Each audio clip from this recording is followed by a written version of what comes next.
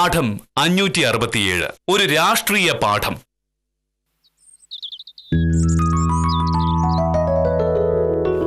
രാഷ്ട്രീയ സംഘർഷത്തിൽ മരണം. ഇരുവിഭാഗം രാഷ്ട്രീയക്കാർ തമ്മിലുള്ള സംഘർഷത്തിൽ ഒരാൾ കൊല്ലപ്പെടുകയും 15-ലധികം പേർക്ക് പരിക്കേൽക്കുകയും ചെയ്തു. സ്ഥലത്ത് സംഘർഷാവസ്ഥ നിലനിൽക്കുന്നതിനാൽ കൂടുതൽ പോലീസിനെ അവിടേക്ക് നിയോഗിച്ചിട്ടുണ്ടെന്ന് ആഭ്യന്തരമന്ത്രി പത്രസമ്മേളനത്തിൽ പറഞ്ഞു. അണികൾ സമാധാനം പാലിക്കണമെന്ന് 2 വിഭാഗം പാർട്ടിക്കാരുടെ നേതാക്കന്മാർ സംയുക്ത പ്രസ്താവനയിൽ അഭ്യർത്ഥിച്ചു. പിന്നെ ഇനി നേതാക്കന്മാരുടെ അഭ്യർത്ഥനയുടെ കുഴപ്പം മാത്രമേ ഉള്ളൂ. പാവം അണികളെ കൊണ്ട് വേണ്ടാത്തതൊക്കെ ചെയ്യിച്ചിട്ട് ഒടുവിൽ നേതാക്കന്മാരെ സമാധാനവാദികളാകും. ഈ രാഷ്ട്രീയത്തിന്റെ പേരിൽ തമ്മിൽ തല്ലുന്നവർക്ക് നല്ല അടിയുടെ കുറവാ. രാഷ്ട്രീയത്തിന്റെ പേരിൽ മാത്രമല്ല, എന്തിന്റെ പേരിലായാലും ആളുകൾ തമ്മിൽ തല്ലുന്നത് ശരിയല്ല. വേറെ എന്തിന്റെ പേര് തമ്മിൽ തല്ലാനാണ്? സത്യത്തിലെ നമ്മുടെ രാഷ്ട്രീയക്കാരെ കുരങ്ങന്മാരെ കൊണ്ട് ചുടുചോറ് വാരിക്കുക. സ്വന്തം അച്ഛനെ ആരെങ്കിലും എന്തെങ്കിലും പറഞ്ഞിട്ടുണ്ടെങ്കിൽ എതിർക്കാത്തവര് പോലും അവരുടെ പാർട്ടി നേതാവിനെ പറ്റി എന്തെങ്കിലും കേട്ടിട്ടുണ്ടെങ്കിലേ വയലിലായി കളയും. ഇത് എന്തൊരു കഷ്ടമാണെന്ന് ആലോചിച്ച് നോക്കി. ഒരു കാര്യം ചെയ്യുന്നതിന് മുമ്പ് അത് ചെയ്യേണ്ട ആവശ്യമുണ്ടോ, അത് ചെയ്യുന്നത് ശരിയാണോ എന്നൊന്നും ആലോചിക്കാൻ മാത്രം ബുദ്ധിയില്ലാത്തവർ അബദ്ധങ്ങളിൽ ചെന്ന് ചാടും. ഇതിനെ ഒരു അബദ്ധമായിട്ട് കണ്ടാൽ മതിയോ മോഹനേട്ടാ? 24 വയസ്സുള്ള ഒരു ചെറുപ്പക്കാരനാണ് മരിച്ചത്. അയാൾക്കൊരു കുടുംബമുണ്ട്. എത്ര പ്രതീക്ഷയോടെയായിരിക്കും അയാളെ അച്ഛനും അമ്മയും വളർത്തിക്കൊണ്ട് വന്നത്. ഒടുവിൽ നിസാരമായി എന്തോ രാഷ്ട്രീയ തർക്കത്തിന്റെ പേരിൽ ജീവൻ കളഞ്ഞു. സത്യം പറയാലോ, ഈ രാഷ്ട്രീയം എന്ന ഏർപ്പാട് കൊണ്ട് രാഷ്ട്രീയക്കാർക്ക് മാത്രമേ പ്രയോജനമുള്ളൂ. അഴിമതി നടത്തി കാശുണ്ടാക്കാനും മറ്റുള്ളവരുടെ മെക്കിട്ട് കയറാനും മാത്രമായിട്ട് എന്തിനാണ് ഇങ്ങനൊരു രാഷ്ട്രീയം? ബുദ്ധിയുള്ളവരെ രാഷ്ട്രീയത്തിൽ ഇറങ്ങാതെ നാടിന് ഗുണമുള്ള എന്തെങ്കിലും ചെയ്തിട്ടുണ്ടായിരുന്നെങ്കിൽ നാട് നന്നായി പോയനെ.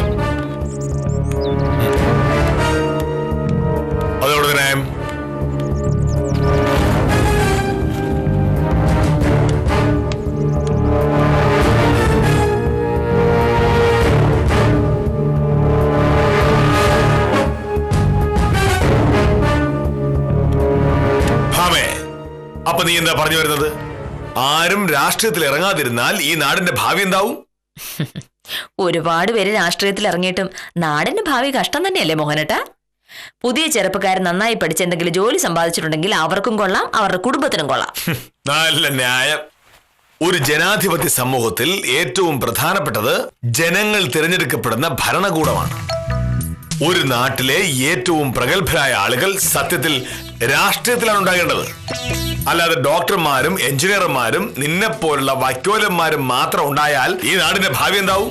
അയ്യോ, രാഷ്ട്രീയക്കാര് ചെയ്യുന്നതൊക്കെ നാട്ടുകാർ കണ്ടോണ്ടിരിക്കുകയല്ലേ. നമ്മുടെ നാട്ടിൽ ഇപ്പൊ ഏറ്റവും വിലയിടിഞ്ഞ വർക്കം രാഷ്ട്രീയക്കാരാ. ഭാമേ, നിന്നെപ്പോലുള്ള വിദ്യാഭ്യാസമുള്ളവർ പോലും രാഷ്ട്രീയത്തെ ഇങ്ങനെ തള്ളി പറഞ്ഞാൽ എന്താവും അവസ്ഥ? മഹാത്മാഗാന്ധി ഒരു രാഷ്ട്രീയക്കാരനായിരുന്നു. ജവഹർലാൽ നെഹ്റുവും ഒരു രാഷ്ട്രീയക്കാരനായിരുന്നു. അവരെ പോലുള്ള പ്രതിഭാശാലികളായ രാഷ്ട്രീയക്കാരുണ്ടായിരുന്നത് കൊണ്ടാണ് നമുക്ക് സ്വാതന്ത്ര്യം കിട്ടിയതും നമ്മുടെ രാജ്യത്ത് ജനാധിപത്യം ഉണ്ടായതും. പഴയ കാര്യങ്ങൾ പറഞ്ഞിട്ട് എന്തെങ്കിലും കാര്യമുണ്ടോ മോനേട്ടാ? ഇപ്പോഴത്തെ അവസ്ഥ പറയൂ. 24 വയസ്സുള്ള ഒരു ചെറുപ്പക്കാരനാണ് ഇന്നലെ കൊല്ലപ്പെട്ടത്. രാഷ്ട്രീയം കൊണ്ട് അയാൾക്കോ അയാളുടെ കുടുംബത്തിനോ എന്താണ് കിട്ടിയത്? ആ മരണത്തിന് കാരണം രാഷ്ട്രീയമല്ല എന്ന് പറയാൻ പറ്റുമോ? നീ ഇപ്പൊ പറഞ്ഞത് ശുദ്ധ വിവരക്കേടാണ്. ലോക ചരിത്രത്തിൽ ഏറ്റവും കൂടുതൽ കൊലപാതകങ്ങൾ നടന്നിട്ടുള്ളത് വിശ്വാസത്തിന്റെ പേരിലാണ്. അതുകൊണ്ട് മതങ്ങളും ദൈവങ്ങളും വേണ്ട എന്ന് പറയാൻ പറ്റുമോ? പ്രശ്നം മതങ്ങളല്ല, ആ മതങ്ങളെ മനസ്സിലാക്കാത്ത അനുയായികളാണ്. അതുപോലെ തന്നെയാണ് രാഷ്ട്രീയത്തിന്റെ കാര്യവും. രാഷ്ട്രീയം, പൊതുപ്രവർത്തനം എന്നൊക്കെ പറയുന്നത് ഏറ്റവും പരിപാവനമായ ഒരു മേഖലയാണ്. അത് മനസ്സിലാക്കാത്ത ഏതെങ്കിലും രാഷ്ട്രീയക്കാർ കാണിക്കുന്ന കുഴപ്പങ്ങൾക്ക് രാഷ്ട്രീയത്തെ കുറ്റം പറയരുത്. ഞാൻ നമുക്ക് ചുറ്റും നടക്കുന്ന കാര്യങ്ങളെ പറ്റിയാണ് ഈ പറയുന്നത്. മോഹനന്റെ ഈ പറയുന്ന ആദർശങ്ങളൊക്കെ പറയാൻ മാത്രം കൊള്ളാം, പ്രവൃത്തിയിൽ അതൊന്നും കാണാറില്ല. പോയി ആ ഫോൺ എടുക്ക. ഫോണല്ലല്ലോ ഇപ്പോഴത്തെ പ്രശ്നം. രാഷ്ട്രീയം വേണോ വേണ്ടയോ എന്നുള്ളതാണ്. എനിക്ക് പ്രശ്നം ഫോണാണ്.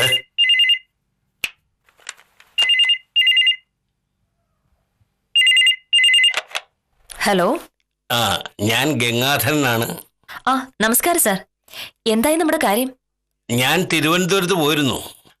ഓഫീസിലൊക്കെ കയറിയിറങ്ങി നടന്നിട്ടും കാര്യങ്ങളൊന്നും നടന്നില്ല. അവര് പറയുന്നത് ഇവിടുത്തെ ഓഫീസിലൊക്കെ അന്വേഷിച്ചാൽ മതിയെന്ന്. ഇവിടെ ചോദിച്ചപ്പോ തിരുവനന്തപുരത്ത് പോകണമെന്ന്. ഇതിങ്ങനെ വിട്ടാ പറ്റില്ലല്ലോ സാറേ. സാറിന് അർഹതപ്പെട്ട ഒരു ആനുകൂല്യം ആര് നൽകാതിരിക്കാൻ നോക്കിയിട്ടുണ്ടെങ്കിലും അത് അനുവദിച്ചു കൊടുക്കാൻ പറ്റില്ലല്ലോ. നമുക്കൊന്നും ചെയ്യാൻ പറ്റില്ലല്ലോ സത്യവാമേ. തടസ്സം പറയാൻ അവർക്ക് 100 കാരണങ്ങളുണ്ട്. അത് ശരിയായില്ല, ഇത് ശരിയായില്ല എന്നൊക്കെ പറയും. നമ്മൾ എന്ത് ചെയ്യാനാ? ഞാനേ MLA-യോടൊന്ന് പറഞ്ഞാലോ എന്ന് വിചാരിക്കുക. ജനപ്രതിനിധികൾക്ക് നമ്മളോടൊരു ഉത്തരവാദിത്വം ഇല്ലേ? അതുകൊണ്ടൊന്നും ഒരു കാര്യമില്ല സാറേ. സർക്കാർ ഉദ്യോഗസ്ഥന്മാരെ കണ്ട കള്ളന്മാരാണ് രാഷ്ട്രീയക്കാര്. അവർക്ക് ഗുണമില്ലാത്തതൊന്നും അവർ ചെയ്യില്ല. എന്തായാലും ഞാൻ MLA ഫോണിൽ വിളിച്ചിരുന്നു. കാണാമെന്ന് സമ്മതിച്ചിട്ടുണ്ട്. ആ വഴി കൂടി നോക്കാം അല്ലേ? എനിക്ക് വലിയ പ്രതീക്ഷയൊന്നുമില്ല. എന്തായാലും സാറൊന്ന് സംസാരിച്ചു നോക്ക്. നടന്നില്ലെങ്കിൽ നമുക്ക് അടുത്ത മാർഗം നോക്കാം. നാട്ടിൽ കോടതി ഉണ്ടല്ലോ. അതൊക്കെ ഒരുപാട് ചെലവുള്ള കാര്യമല്ലേ? അതല്ല സാർ, എനിക്ക് വിട്ടേക്കോ. സാറിനെ പോലെ ഒരാളുടെ ന്യായമായ ഒരു ആവശ്യം സാധിച്ചു തരാൻ പറ്റിയില്ലെങ്കിൽ പിന്നെതിനാണ് ഈ സർക്കാർ ഉദ്യോഗസ്ഥരും ഒക്കെ. MLA കണ്ടിട്ട് സാർ എന്തായാലും എന്നെ ഒന്ന് വിളിക്കേ. ശരി.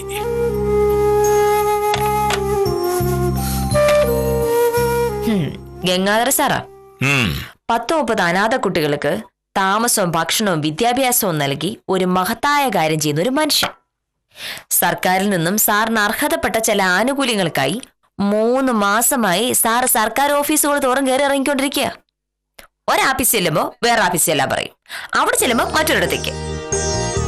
കാര്യം നടത്താനായി തടസ്സങ്ങളുടെ ഒരു നീണ്ട നിര. അല്ലെങ്കിൽ എനിക്ക് അറിയാൻ മേലാത്തോട് ചോദിക്കുക, ഈ സർക്കാർ ഉദ്യോഗസ്ഥന്മാരുടെ ജോലി എന്താണ്? ഒരു കാര്യം ചെയ്യുക എന്നതാണോ, ഒരു കാര്യം ചെയ്യാതിരിക്കുക എന്നതാണോ? ചെയ്യേണ്ട കാര്യങ്ങൾ ചെയ്യുക, ചെയ്യാൻ പാടില്ലാത്ത കാര്യങ്ങൾ ചെയ്യാതിരിക്കുക. അതിനാണ് ഉദ്യോഗസ്ഥന്മാർ. പക്ഷേ ഇത് ചെയ്യാവുന്ന കാര്യമായിരുന്നില്ലേ? സത്യം പറഞ്ഞാലേ ഈ സർക്കാർ ഉദ്യോഗസ്ഥന്മാരെല്ലാം കൂടെ കൂട്ടിയിട്ട് തീ കൊളുത്താ വേണ്ടത്. ഓഹോ, ആദ്യം നീ പറഞ്ഞു രാഷ്ട്രീയക്കാരുടെ ആവശ്യം ഈ നാടിനില്ല എന്ന്. ഇപ്പൊ നീ പറയുന്നു ഉദ്യോഗസ്ഥരും വേണ്ടെന്ന്. നാട്ടിലെ കാര്യങ്ങളൊക്കെ പിന്നെ ആര് നോക്കും? നിന്നെ പോലെ കുറെ വക്കീലന്മാരും കോടതിയും വിചാരിച്ചാൽ തീരുന്ന കാര്യങ്ങളേ ഉള്ളൂ നാട്ടില്. സാറേ,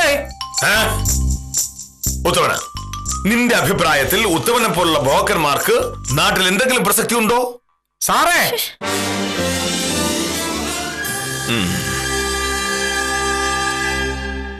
നമസ്കാരം സാർ. നമസ്കാരം.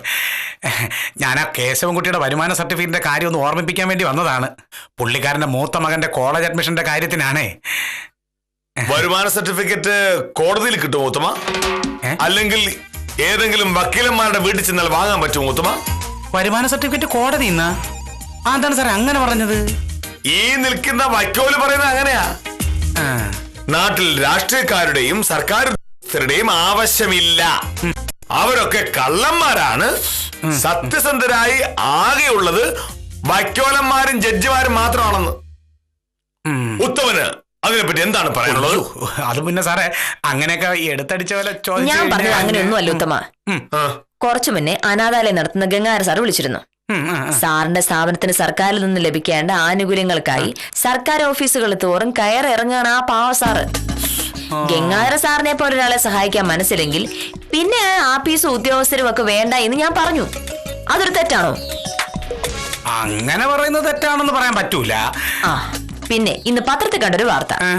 രാഷ്ട്രീയ പാർട്ടികൾ തമ്മിലുണ്ടായ വഴക്കിന്റെ പേരിൽ 24 വയസ്സുള്ള ഒരു ചെറുപ്പക്കാരൻ മരിച്ചു. ഇന്നത്തെ കാലത്തെ രാഷ്ട്രീയം എന്ന് പറയുന്നത് അഴിമതിയോ അക്രമമാണ്. അതുള്ളതിനേക്കാളും നല്ലത് ഇല്ലാതിരിക്കുന്നതല്ലേ? ഉത്തമ, ഞാൻ ഭാമയോട് പറഞ്ഞു, നമ്മുടേത് പോലൊരു നാട്ടിൽ രാഷ്ട്രീയമാണ് ഏറ്റവും പ്രധാനപ്പെട്ട കാര്യമെന്ന്.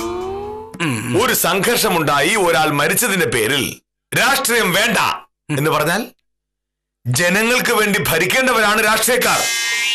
ജനങ്ങൾക്ക് പ്രശ്നമുണ്ടാകുമ്പോൾ സമരം ചെയ്യേണ്ടതും രാഷ്ട്രീയക്കാരാണ്. രാഷ്ട്രീയമില്ലെങ്കിൽ ജനാധിപത്യമില്ല, ജനാധിപത്യമില്ലെങ്കിൽ മനുഷ്യാവകാശങ്ങളുമില്ല. അതറിയാമോ? അല്ല സാറത്തിന് പറഞ്ഞുകൊണ്ട് ഞാൻ വേറൊരു കാര്യം പറയാം. ഈ കേശവൻകുട്ടി ചേട്ടൻ മോ കൃഷ്ണകുമാറിനെ ഇപ്പൊ ധൃതി പിടിച്ച് പുറത്തയച്ച് പഠിപ്പിക്കുന്നതിന്റെ കാര്യം എന്താണെന്ന് അറിയാമോ? അറിഞ്ഞൂടാ. എന്തുകൊണ്ടാ? അവൻ പഠിക്കാനൊക്കെ വലിയ മിടുക്കനാണ് സാറേ. കണക്കിലെ ഡിഗ്രി പരീക്ഷ പാസ്സായത് 1ാം ക്ലാസ്സിലാണ്. പക്ഷേ ഈ ചെറുക്കന് രാഷ്ട്രീയത്തിന്റെ ചില അസഹ്യത, സൂക്കേടുണ്ട്. കേശവൻകുട്ടി ചേട്ടൻ അവനെ എഞ്ചിനീയർ ആക്കണമെന്നാണ് ആഗ്രഹം. നാട്ടിൽ നിന്ന് അവൻ ഈ രാഷ്ട്രീയം കളിച്ച് സമയം കളയും. അതുകൊണ്ടാണ് കേരളത്തിന് പുറത്തെങ്ങാണ്ട് അഡ്മിഷൻ ശരിയാക്കിയത്. ഈ വരുമാന സർട്ടിഫിക്കറ്റ് ചോദിച്ചതേ ആ കോളേജിൽ കൊടുക്കാനാ. ഇതാണ് നമ്മുടെ നാട്ടിലെ ഏറ്റവും വലിയ കുഴപ്പം. പഠിക്കാൻ കഴിവുള്ള ബുദ്ധിയുള്ള മുഴുവൻ പേരും എഞ്ചിനീയർ ആകുന്നു, ഡോക്ടർ ആകുന്നു. യാതൊന്നിനും കൊള്ളാത്ത വേറെ ഒരു ജോലിയും കിട്ടാത്തവർ രാഷ്ട്രീയത്തിലേക്ക് ഇറങ്ങുന്നു. അങ്ങനെയാണ് രാഷ്ട്രീയം മോശമായത്. ഭാമേ, ഒരു നാട്ടിലെ ഏറ്റവും പ്രതിഭകളായ ചെറുപ്പക്കാരാണ് രാഷ്ട്രീയക്കാരാവേണ്ടത്. സമർത്ഥനായ എഞ്ചിനീയർക്ക് ഒരു പാലമുണ്ടാക്കാൻ പറ്റും. നല്ലൊരു ഡോക്ടർക്ക് പല രോഗികളുടെയും ജീവൻ രക്ഷിക്കാൻ പറ്റും. പക്ഷേ നല്ല രാഷ്ട്രീയക്കാരൻ ഒരു വലിയ സമൂഹത്തെയാണ് ഉണ്ടാക്കിയെടുക്കേണ്ടത്. ഒരു രാഷ്ട്രത്തിലെ മുഴുവൻ ജനങ്ങളെയുമാണ് രക്ഷിക്കുന്നത്. രാഷ്ട്രീയത്തെക്കാൾ വലിയ എഞ്ചിനീയറിംഗ് ഇല്ല എന്ന് മനസ്സിലാക്കാനുള്ള ബുദ്ധി വേണം നിങ്ങൾക്കും. നിങ്ങൾക്കോ രാഷ്ട്രീയ പ്രവർത്തനം നടത്താൻ പറ്റുന്നില്ല. നടത്തുന്നവരെ നിങ്ങൾ പിന്തിരിപ്പിക്കുകയും ചെയ്യുന്നു. ഒടുവിൽ ഒന്നിനും കൊള്ളാത്ത കഴുതകൾ രാഷ്ട്രീയത്തിലേക്ക് ഇറങ്ങുന്നു. രാഷ്ട്രീയം മോശമായത് അത്തരക്കാർ വന്നതുകൊണ്ട് മാത്രമാണ്. അത്തരക്കാർ വന്നത് നിങ്ങളുടെയൊക്കെ ഉത്തരവാദിത്വമില്ലായ്മ കൊണ്ടാണ്. സർക്കാർ ഉദ്യോഗസ്ഥന്മാരുടെ ശമ്പളം കൂട്ടുന്ന കാര്യം പറയുമ്പോൾ മാത്രം സർക്കാരിന്റെ കയ്യിൽ 10 പൈസ ഇല്ല. എന്നിട്ട് ഈ മന്ത്രിമാരെ കട്ടുമുടിക്കുന്നതോ? ഓഹ്, ഓരോ അഴിമതികളുടെ കഥ കേട്ടിട്ട് ചങ്കിടിക്കുക. സത്യം പറയാലോ സ്വയംപ്രഭേ, നമ്മളൊക്കെ പഠിച്ച ഡിഗ്രിക്കാരായി ഒടുവിൽ ഒരു സർക്കാർ ഓഫീസിൽ ഗുമസ്തപ്പണി ചെയ്യുന്നു. ഒരു വിദ്യാഭ്യാസവും ഇല്ലാത്ത പലരും രാഷ്ട്രീയം കളിച്ച് MLA-മാരാവുന്നു, മന്ത്രിമാരാവുന്നു. അവർ പറയുന്നതൊക്കെ നമ്മൾ അനുസരിക്കേണ്ടിയും വരുന്നു. കഷ്ടം തന്നെ. ഞാൻ സ്കൂളിൽ പഠിച്ചിരുന്ന കാലത്ത് രാഷ്ട്രീയം കുറെ കളിച്ചതാ. അവസാനം 10ാം ക്ലാസ്സിലെ പരീക്ഷ ജയിച്ചതേ കഷ്ടിച്ച. അന്ന് അച്ഛൻ പറഞ്ഞു, മേലിൽ രാഷ്ട്രീയം എന്നൊരു വാക്ക് ഈ വീട്ടിൽ കേട്ടുപോരുന്നു. അതോടെ ഞാൻ രാഷ്ട്രീയം മതിയാക്കി. ശിശുപാലൻ ചേട്ടൻ എന്താ പറയുന്നത്? അത് നന്നായെന്നോ അബദ്ധമായെന്നോ? നന്നായി സ്വയംപ്രഭ സാറേ. നമ്മളെപ്പോലുള്ളവരൊക്കെ രാഷ്ട്രീയം കളിച്ചിട്ട് എവിടെ എത്താനാ? ജീവിതം തൊലഞ്ഞു പോയത്. ഇപ്പൊ ഈ ഉദ്യോഗം ഉള്ളതുകൊണ്ട് കഞ്ഞി കുടിച്ചു കഴിയും. ബാക്കിയൊക്കെ സഹിക്കാം, പക്ഷെ ഈ അക്ഷരാഭ്യാസം ഇല്ലാത്തവരുടെ അഹങ്കാരോ സഹിക്കാൻ പറ്റാ. അത് ശരിയാ. ഒരു പഞ്ചായത്ത് മെമ്പർ ആവുമ്പോഴേക്ക് തുടങ്ങും മുഷ്ക്. ഞാൻ പറയുന്നത് ഈ രാഷ്ട്രീയം എന്ന് പറയുന്ന പരിപാടി എന്നെ വേണ്ടാന്ന് വെക്കണം. രാഷ്ട്രീയക്കാരില്ലാന്ന് പറഞ്ഞ എന്തു പറ്റാനാ ഈ നാടിന്? കൊള്ളാം.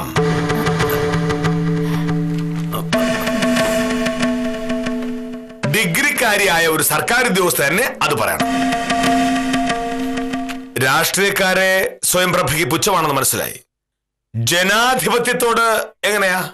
താല്പര്യമുണ്ടോ? അതിപ്പോ ജനാധിപത്യം നല്ലതല്ലേ സാർ? അപ്പൊ പിന്നെ രാഷ്ട്രീയമില്ലാതെ എങ്ങനെ ജനാധിപത്യം ഉണ്ടാവും?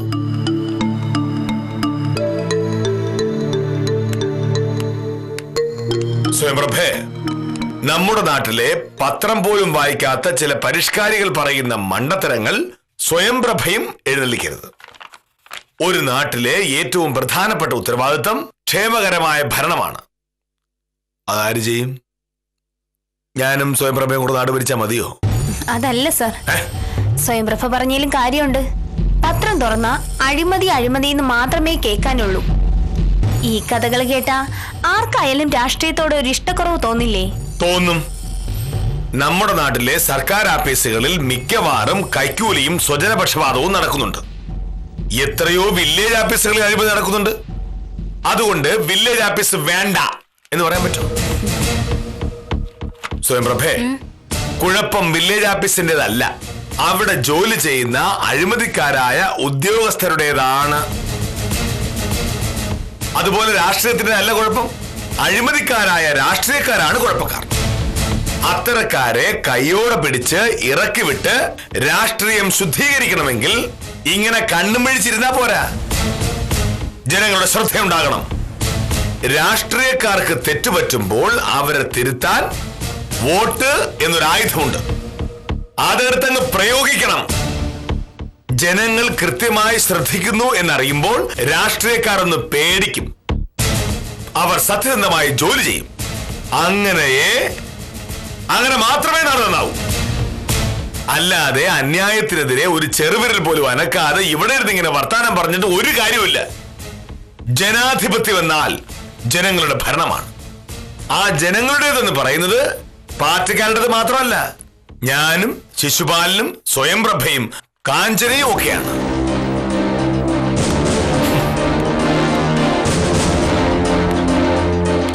സ്വയംപ്രഭേ, ഞാൻ ഒരാഴ്ച ലീവ് എടുത്ത് മാറി നിന്നാൽ ഇവിടെ വരുന്ന സകലരോട് നിങ്ങൾ കൈക്കൂലി വാങ്ങില്ലേ?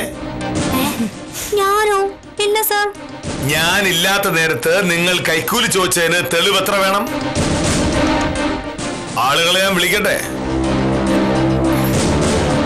ശിശുപാലിന് ഓരോ കാര്യങ്ങൾ ശരിയാക്കി കൊടുക്കാമെന്ന് പറഞ്ഞ് എത്ര പേരുടെ ചെലവിൽ കള്ളു കുടിച്ചിട്ടുണ്ട്?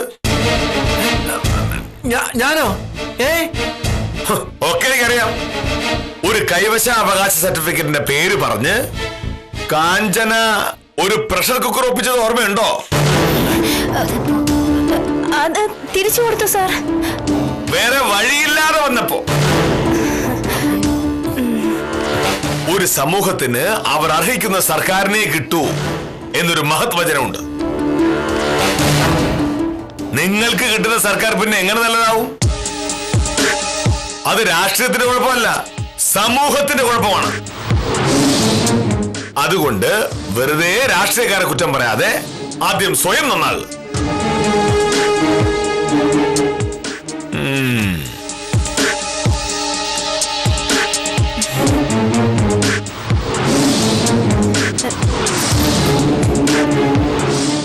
എന്താ പ്രഷർ കുക്കറിന്റെ കാര്യം? എനിക്ക് ഒരു അബദ്ധം പറ്റിപ്പോയി. സാറ് സർട്ടിഫിക്കറ്റ് കൊടുക്കുന്ന പ്രശ്നമില്ലെന്ന് തീർത്ത് പറഞ്ഞപ്പോ കുക്കർ തിരിച്ചു കൊടുക്കാതെ എന്ത് ചെയ്യും?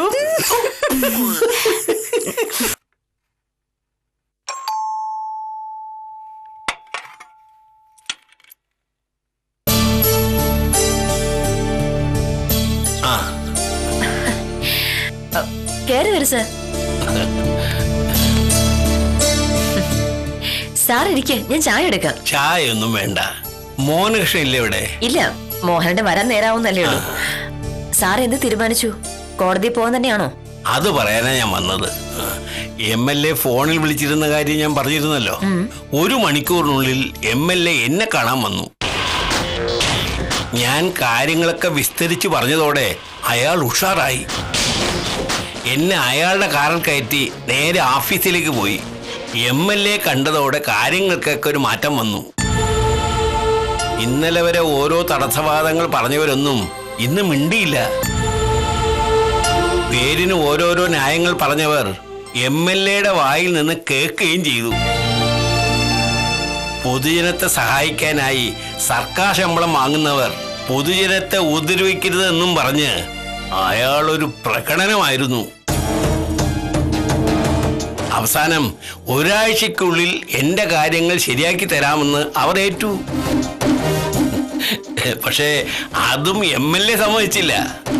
2 ദിവസത്തിനുള്ളിൽ കാര്യങ്ങൾ ശരിയായില്ലെങ്കിൽ അയാള് മന്ത്രിയോട് സംസാരിച്ചോളാന്ന് പറഞ്ഞതോടെ എല്ലാവരുടെയും പത്തി താന്നു. ജനാധിപത്യത്തിൽ രാഷ്ട്രീയക്കാരൻ പെരുമാറേണ്ടത് ഇങ്ങനെയാ. എന്തായാലും അയാള് കൊള്ളാം.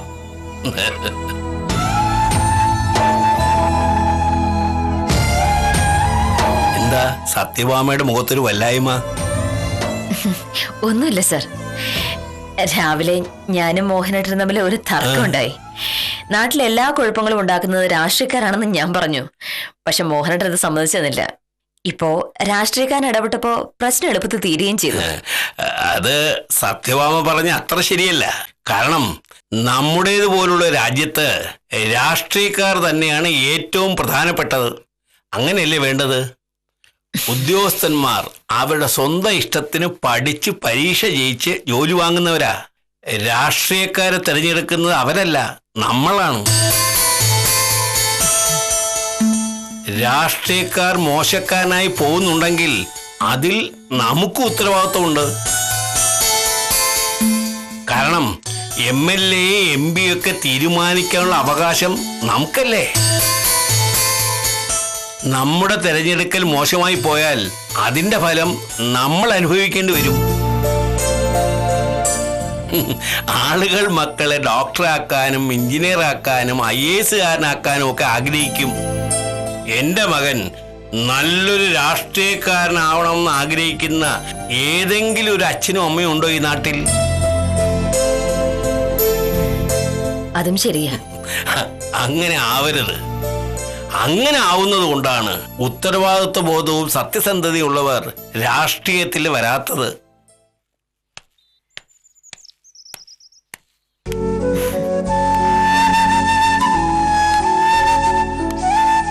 ആ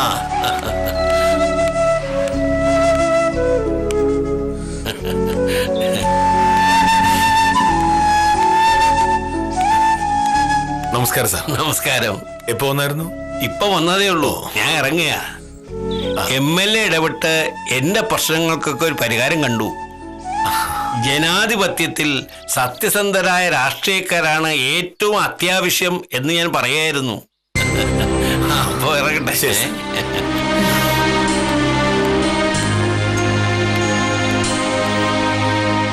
അപ്പൊ എങ്ങനെയാ, രാഷ്ട്രീയക്കാരെല്ലാം നാടുകടത്തുകയാണോ? അങ്ങനെ ചെയ്താ നാടിന്റെ കാര്യം ആരും നോക്കും? ഭാമേ, എല്ലാ വിഭാഗത്തിലും കള്ളന്മാരുണ്ട്. മോശപ്പെട്ട ഡോക്ടർമാരുള്ളത് കൊണ്ട് ഡോക്ടർമാരെ വേണ്ട എന്നും അഴിമതിക്കാരായ ജഡ്ജിമാരുള്ളത് കൊണ്ട് കോടതിയെ വേണ്ടെന്നും തീരുമാനിച്ചാൽ ഈ നാടിന്റെ അവസ്ഥ എന്താവും? രാഷ്ട്രീയക്കാരിൽ ചിലർ ചെയ്യുന്ന അന്യായങ്ങൾക്ക് രാഷ്ട്രീയത്തെ പുച്ഛിക്കരുത്. അങ്ങനെ രാഷ്ട്രീയത്തിന്റെ വില മനസ്സിലാക്കാത്ത നാടുകളിൽ മിക്കവാറും പട്ടാളക്കാരാ ഭരണത്തിൽ. അത് വേണോ? അതെന്തായാലും വേണ്ട. നല്ല രാഷ്ട്രീയക്കാരെ തിരഞ്ഞെടുക്കാൻ നമ്മളെ കൊണ്ട് പറ്റണം. അങ്ങനെ പറ്റണമെങ്കിൽ നമ്മളും രാഷ്ട്രീയത്തിൽ ശ്രദ്ധിക്കണം, പഠിക്കണം, ഇടപെടണം. ഇപ്പൊ പറഞ്ഞത് ന്യായം. ഒരു ജനാധിപത്യ സമൂഹത്തിന്റെ നട്ടെല്ലാണ് രാഷ്ട്രീയം.